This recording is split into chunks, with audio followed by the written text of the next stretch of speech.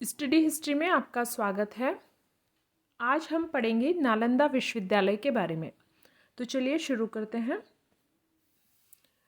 प्राचीन भारत में हमें बहुत सारे विश्वविद्यालयों के बारे में जानकारी मिलती है, जैसे तक्षशिला, नालंदा, औदंतपुरी, विक्रमशिला, वल्लभी, ऐसे अनेक यूनिवर्सिटीज़ प्राचीन भारत में मौजूद थी। उनमें से ही एक था नालंदा। नालंदा विश्वविद्यालय विश्व प्रसिद्ध था, यानी अंतर्राष्ट्रीय ख्याति प्राप्त थी नालंदा विश्वविद्यालय को। नालंदा जो बिहार में है, वो महात्मा बुद्ध के प्रिय शिष्य सारिपुत्र की जन्मभूमि थी। यानी महात्मा बुद्ध के एक शिष्य थे सारिपुत्र, जो उनके प्रिय शिष्य थे, उसकी जन्मभूमि थी नालंदा। और अनेक श्रेणियों ने मिलकर इस क्षेत्र को महात्मा बुद्ध को भेंट किया था, जहाँ बुद्ध ने अपने शिष्यों को शिक्षा देना प्रारंभ किया। श्रेणियाँ होती थी व्यापारियों के संगठन, यानी अलग अलग जो व्यापार करते थे लोग, वो एक ही व्यापार करने वाले लोग मिलकर एक संगठन बनाते थे, जिसे कहा जाता था श्रेणी, जो कि एक तरह से बैंक का काम करती थी उस दौर में। तो इस तरह की जो श्रेणियाँ थी, उन्होंने ये जो भूमि थी ये महात्मा बुद्ध को भेंट दी थी, जहाँ पर महात्मा बुद्ध ने अपने शिष्यों को शिक्षा देना शुरू किया था। उसके बाद में अगर हम देखें तो सम्राट अशोक ने नालंदा में एक विशाल विहार का निर्माण करवाया। फिर गुप्त शासक कुमार गुप्त ने इस बौद्ध संघ को पहला दान दिया था। यानी जो हमें इतिहास में जानकारी मिलती है नालंदा विश्वविद्यालय की शुरुआत के बारे में, तो वहाँ पर हमें ये पता चलता है कि गुप्त शासक जो थे कुमार गुप्त, उन्होंने पहला दान दिया था इस संघ को। बाद के गुप्त शासकों ने भी समय समय पर इसके विकास में सहायता की, और इसे महान सम्राट हर्षवर्धन और पाल शासकों का भी संरक्षण मिला। तो समय के साथ साथ जो भी शासक आते गए, उन्होंने नालंदा विश्वविद्यालय को अपना संरक्षण प्रदान किया, यानी आर्थिक रूप से उसकी सहायता की। स्थानीय शासकों के अतिरिक्त भारत के जो अलग अलग क्षेत्र थे, वहाँ के जो शासक थे, और विदेशी शासकों से भी इसे अनुदान मिला। नालंदा विश्वविद्यालय अभी का जो बिहार है, दक्षिणी बिहार, वहाँ पर एक स्थल है राजगीर, उसके पास में स्थित था। 5वीं से 7वीं शताब्दी के बीच का जो समय था, तब बौद्ध शिक्षा केंद्र अपनी महत्वपूर्ण स्थिति में था। चीनी यात्री व्हेनसोंग ने नालंदा विश्वविद्यालय के बारे में विस्तृत वर्णन किया है। ऐसे तो नालंदा महात्मा बुद्ध के समय से ही प्रसिद्ध था, लेकिन हर्षवर्धन का समय आते आते इसने अपना एक बहुत महत्वपूर्ण स्थिति प्राप्त कर ली थी। और व्हेनसोंग जब आया था तो उसने इसके बारे में काफ़ी कुछ लिखा है, क्योंकि व्हेनसोंग ने वहाँ पर पढ़ाई भी की थी और एक शिक्षक के तौर पर भी वहाँ पर काम किया था। व्हेनसोंग के अनुसार गुप्त सम्राट नरसिंह गुप्त ने 470 ईस्वी में नालंदा में एक सुंदर मंदिर का निर्माण करवाया, और इसमें 80 फुट ऊंची तांबे की महात्मा बुद्ध की प्रतिमा को स्थापित करवाया था। जावा के शैलेंद्र शासक बालपुत्र देव ने तत्कालीन मगध नरेश देवपाल की अनुमति से नालंदा में जावा से आए भिक्षुओं के निवास के लिए एक विहार का निर्माण करवाया था।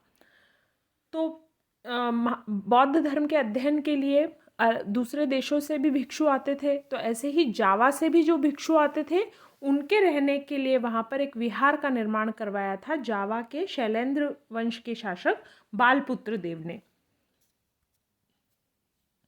अब तक जो उत्खनन किया गया है नालंदा में, उसमें जो अवशेष मिले हैं, उससे पता चलता है कि यहाँ पर व्याख्यान के लिए 7 बड़े कक्ष और 300 छोटे कक्ष बनाए गए थे, यानी काफ़ी विशाल था ये विहार।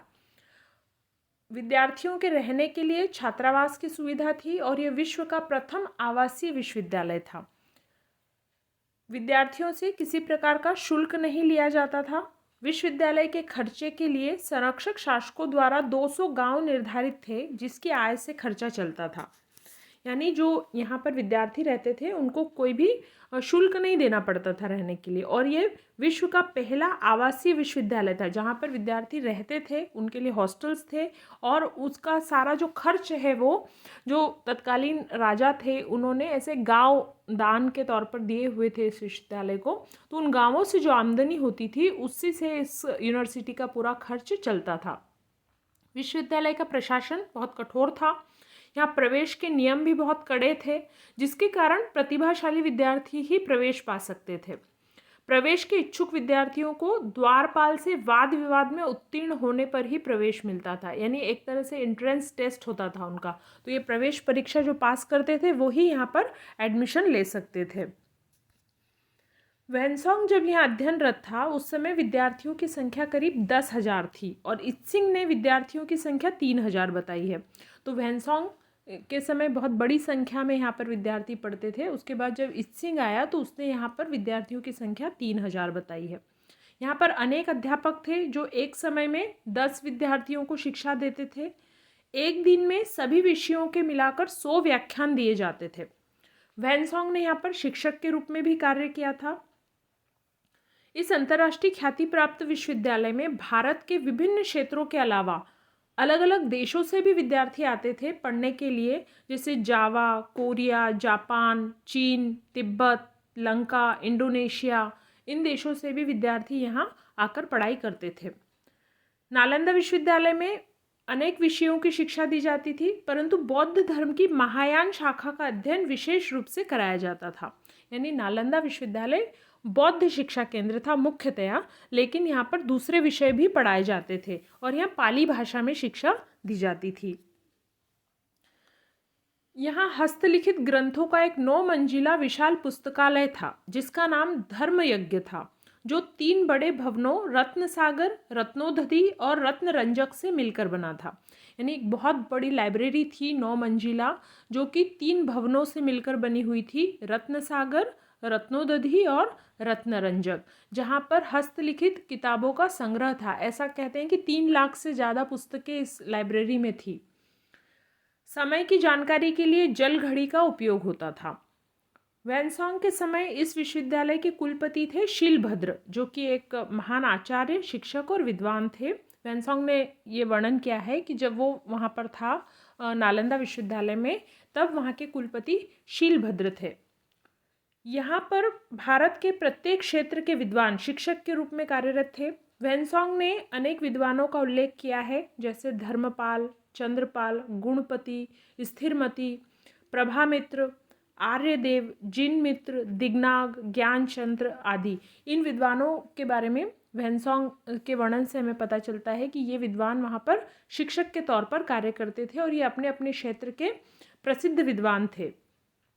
वैनसॉन्ग के अनुसार इसी नालंदा विश्वविद्यालय से नागार्जुन, वसुबंधु, असंग, धर्म कीर्ति जैसे महायानी विचारक आगे बढ़े। यानी महायान धर्म की मुख्यतः यहाँ शिक्षा दी जाती थी, तो इससे ये जो नागार्जुन, वसुबंधु, असंग, धर्म कीर्ति जैसे विद्वान हैं, ये इसी विश्वविद्यालय से निकले थे। तो अब हम देखते हैं कि इसका पतन कैसे हुआ। तारानाथ जो इतिहासकार हैं, उनके अनुसार भिक्षुओं के आपसी झगड़ों से भी इस विश्वविद्यालय की गरिमा को भारी नुकसान पहुंचा था। इस पर पहला आक्रमण हूण शासक मिहिरकुल द्वारा किया गया। मुस्लिम इतिहासकार मिन्हाज और तिब्बती इतिहासकार और तारानाथ के वृतांतों से पता चलता है कि इस विश्वविद्यालय को तुर्कों के आक्रमण से बहुत क्षति पहुंची थी और 12वीं शताब्दी में तुर्क आक्रमणकारी बख्तियार खिलजी ने इसे जलाकर पूर्णतः नष्ट कर दिया। तो जब इसका पूर्णतः पतन हुआ 12वीं शताब्दी में, उसके पहले से ही नालंदा विश्वविद्यालय में एक के जो उसकी प्रसिद्धि थी, जो ख्याति थी, उसमें गिरावट आनी शुरू हो गई थी और उसके पीछे कुछ कारण थे, जैसे भिक्षुओं के आपसी झगड़े होना, फिर हूण शासक मिहिरकुल के आक्रमण से भी इसे क्षति पहुंची थी, लेकिन इससे सबसे ज़्यादा नुकसान पहुंचा तुर्कों के आक्रमण से और आखिर में बख्तियार खिलजी के आक्रमण के दौरान इसका पूर्णतः पतन हो गया। तो ये था नालंदा विश्वविद्यालय। इस टॉपिक में इतना ही। Thank you.